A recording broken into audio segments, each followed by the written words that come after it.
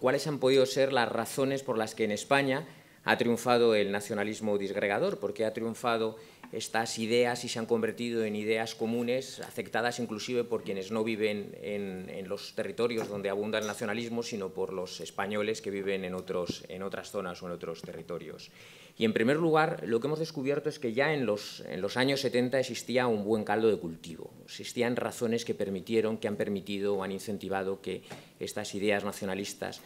hayan acabado triunfando, entre comillas, ¿no?, en España. Y ese buen caldo de cultivo, sobre todo, y nos vamos a centrar en el caso de Cataluña, pues tiene que ver, por ejemplo, con la existencia de una minoría, pero una minoría muy activa política y socialmente en esa comunidad, y además de gente que era normalmente la que tenía la situación económica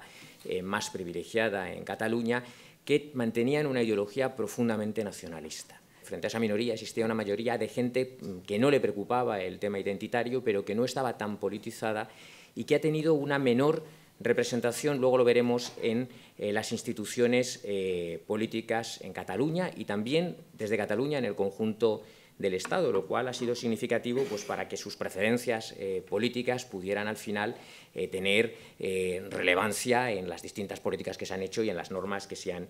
ido aprobando. Junto a esto existía una debilidad de los símbolos comunes de España y de la propia palabra España, porque estaban profundamente identificados o parcialmente identificados con el antiguo régimen, con la dictadura, y mucha gente que no comulgaba con las ideas nacionalistas, y de esto se han aprovechado los nacionalistas, sin embargo, pues coincidían con ellos en denostar estos símbolos comunes que no los sentían como símbolos propios, ¿no? Inclusive el gentilicio español, ¿no? En muchas ocasiones, yo he vivido en Cataluña, pues casi que te llamaran español, casi identificada podía ser facha, ¿no? O sea, que era una pérdida de valor de este gentilicio. Y luego hay otro factor, y es la cercanía que existía entre la izquierda sociológica y el nacionalismo, ¿no? Habían luchado contra el franquismo, y esa cercanía hacía pues, que hubiera un entendimiento en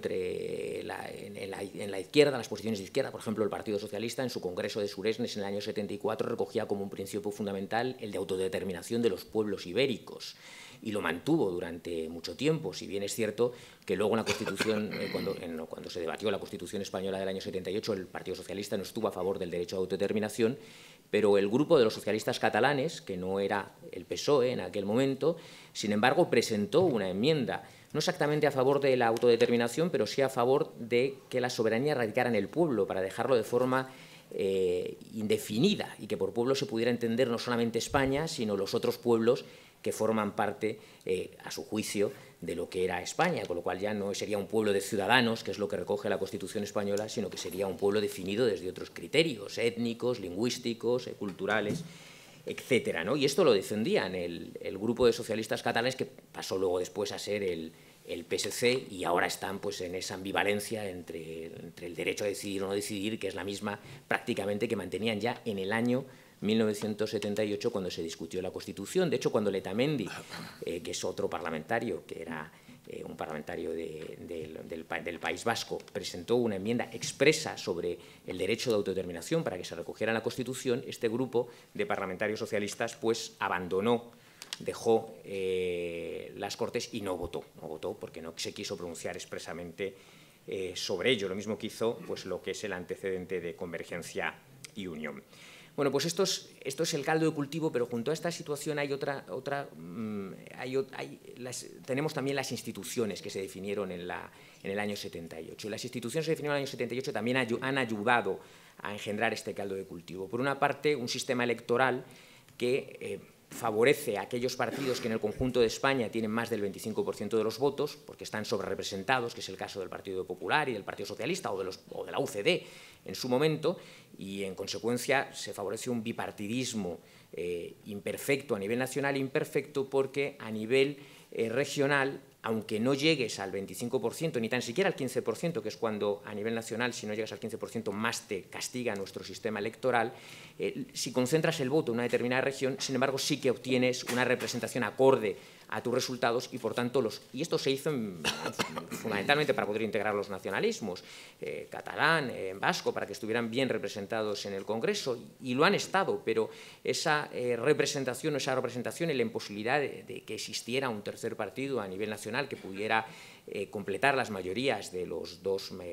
grandes y viejos partidos, pues ha hecho que sus preferencias políticas, las del nacionalismo, hayan determinado, cuando no ha habido esas mayorías, la política nacional y también las normas que se han ido aprobando en el desarrollo del Estado autonómico y en el sistema de financiación y, por supuesto, pues de las distintas políticas que se han ido haciendo, transferencias a las comunidades autónomas, etcétera. Por tanto, también había una realidad institucional que ha definido inclusive el propio entramado de partidos que existía en Cataluña. Pues junto a este caldo de cultivo, este buen caldo de cultivo para que favoreciera la existencia del nacionalismo, ha existido o se ha utilizado por parte de los nacionalistas, fundamentalmente en Cataluña, pero también igualmente en el País Vasco. El País Vasco, además, con la existencia terrible del terrorismo y, por tanto, de la amenaza de quienes no pensaban como ellos de ser asesinado, ¿no?, o sufrir un atentado, pues ha existido o se han utilizado varios instrumentos, ¿no? Lo han utilizado bien, de conversión social, porque lo ha habido es un proyecto de conversión social. Proyecto de conversión social desde los años 70, porque esta minoría tenía bien claro hacia dónde quería, esta minoría nacionalista tenía bien claro hacia dónde quería dirigirse. De hecho, esta minoría, en el caso de Cataluña es bastante evidente, fueron quienes coparon las direcciones de los principales partidos, no solamente de los partidos más nacionalistas. No podemos olvidar que en el Partido Socialista, que tenía una federación, que era la Federación Socialista Catalana, muy potente, que era la que realmente tenía el voto, entre comillas, según señalaba Alfonso Guerra en sus memorias, se fusionó con el PSC Congrés y con el PSC Reagrupament posteriormente, y del PSC Congrés vinieron todos los que fueron los dirigentes del PSOE, o sea, Pasqual Maragall, Narcís Serra, Ubiols, Raventós y cualquier otro que pensemos que ha dirigido el socialismo catalán. Por tanto, eran gente que venían de una posición política de defensa de las ideas nacionalistas, de la cultura nacionalista, habían estado en la Asamblea Nacional catalana en los años 70 y existía esa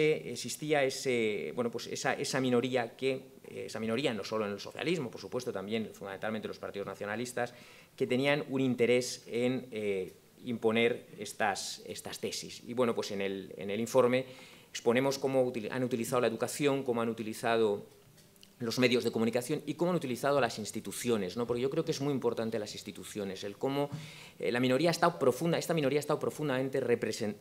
sobrerepresentada en las instituciones catalanas, en las instituciones vascas, y esa sobrerepresentación, como señalaba al principio, ha marcado las preferencias políticas y han llevado a esa deriva que ha permitido pues, los procesos de normalización lingüística, de normalización social, que en el fondo son un proceso de ingeniería social, de conversión social, que han generado además mucha frustración, que han impedido la movilidad social, que han permitido la dominación por la gente que más poder ya tenía dentro de esas sociedades. Y esa utilización de las instituciones, esa penetración en las instituciones,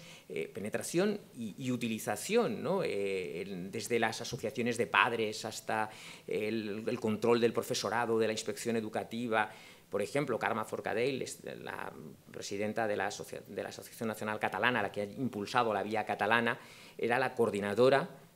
de normalización lingüística en el SEDEC, que era el Servicio de Educación en Cataluña, que se encargaba de controlar desde el año 91 al 2004. Lo digo porque a veces se dice que desde la sociedad civil catalana ha surgido este proceso de deseo nacionalista, pero no, ha habido un proceso de conversión social. Ella ya estaba en las instituciones y de radicalización, ¿no? Estos nacionalistas que no parecían independentistas y que ahora se muestran independentistas. Y frente a ello, sin embargo, el Estado pues, no ha afrontado ideológicamente, argumentativamente, una posición distinta de ciudadanía, de explicación de la importancia de la Unión, de haber facilitado la movilidad social dentro de Cataluña, de haber impedido, y en el País Vasco y en otros sitios donde ha triunfado el nacionalismo, y al contrario, quizá por este juego de mayorías, pues ha favorecido estas posiciones nacionalistas al dejar el campo libre en estos territorios, en el País Vasco y en Cataluña, a estas ideologías y no hacerle frente.